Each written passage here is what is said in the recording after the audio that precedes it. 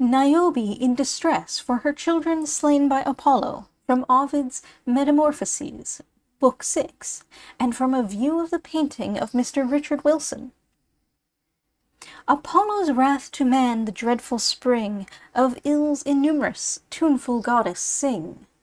Thou who didst first the ideal pencil give, and taught'st the painter in his works to live, inspire with glowing energy of thought what Wilson painted and what Ovid wrote.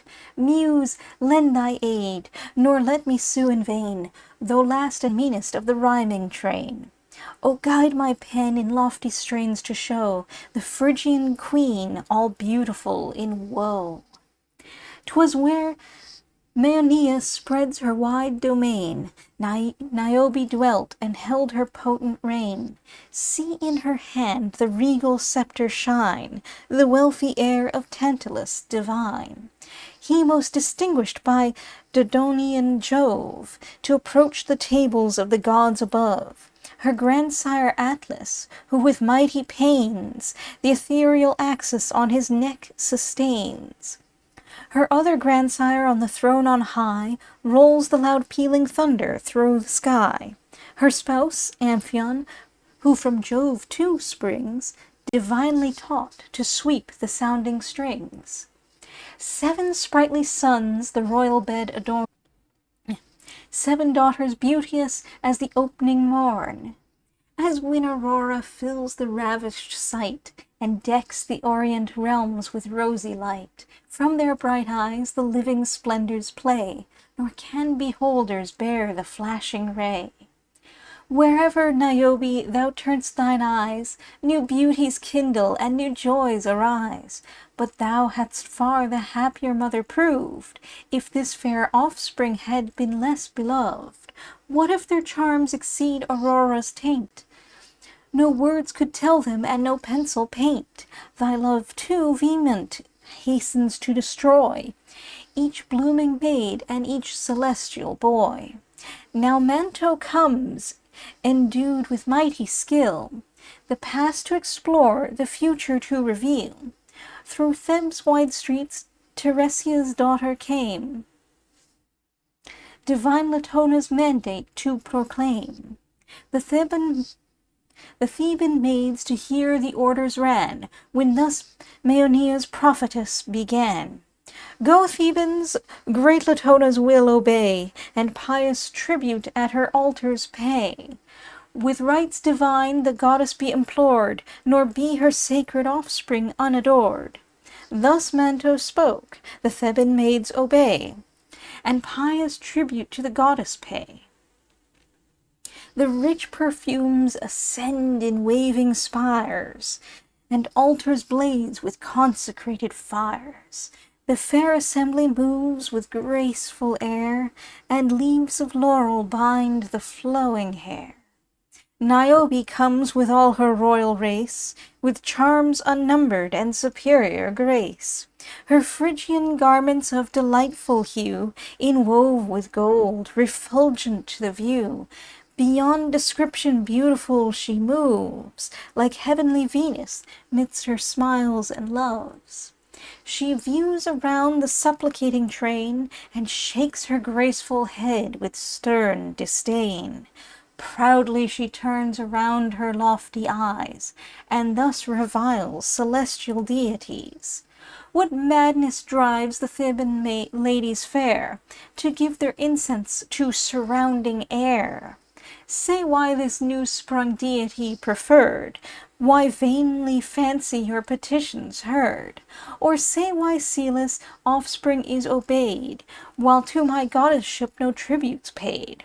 For me no altars blaze with living fires, no bullock bleeds, no frankincense transpires. Though Cadmus' palace not unknown to fame, and Phrygian nations all revere my name. Where'er I turn my eyes, vast wealth I find. Lo, here an empress with a goddess joined. What shall a Titaness be deified, to whom the spacious earth a couch denied? Nor heaven, nor earth, nor sea received your queen, till pitying Delos took the wanderer in. Round me, when a large progeny is spread, no frowns of fortune has my soul to dread. What if indignant she decrease my train? More than Latona's number will remain. Then hence, ye Theban dames, hence haste away, nor longer offerings to Latona pay. Regard the orders of Amphion's spouse, and take the leaves of laurel from your brows. Niobe spoke.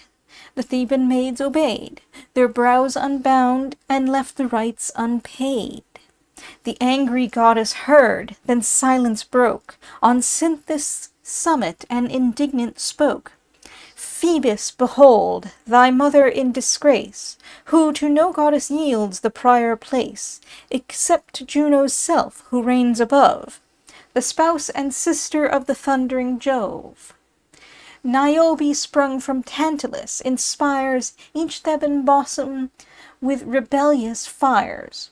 No reason her imperious temper quells, but all her father in her tongue rebels. Wrap her own sons for her blaspheming breath. Apollo, wrap them in the shades of death. Latona ceased, and ardent thus replies, the god whose glory decks the expanded skies. Cease thy complaints, mine be the task assigned, to punish pride and scourge the rebel mind. This Phoebe joined, they winged their instant flight. Thebes trembled as the immortal powers alight. With clouds encompassed, glorious Phoebus stands, the feathered vengeance quivering in his hands. Near Cadmus' walls a plain extended lay, where Thebes' young princes passed in sport the day. There the bold coursers bounded o'er the plains, while their great masters held the golden reins. Ismenus first the racing pastime led, and ruled the fury of his flying steed.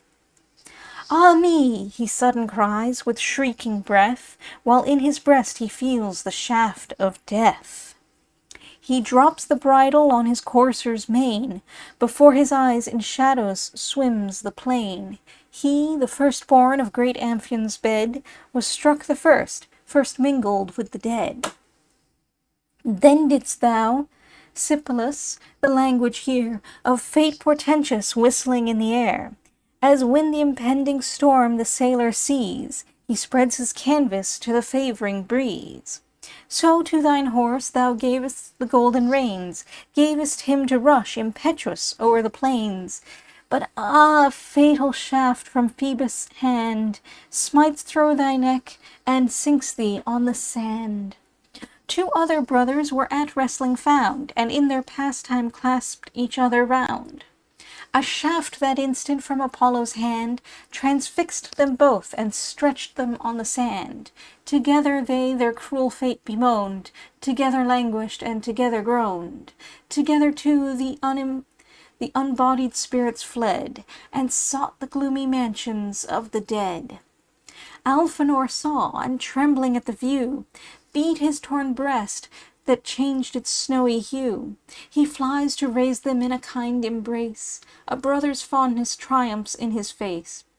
Alphenor fails in this fraternal deed, a dart dispatched him, so the fates decreed. Soon as the arrow left the deadly wound, his issuing entrails smoked upon the ground. What woes on blooming Damascene wait! His sighs portend his near impending fate. Just where the well-made leg begins to be, and the soft sinews form the supple knee, the youth, sore wounded by the Delian god, attempts to extract the crime-avenging rod.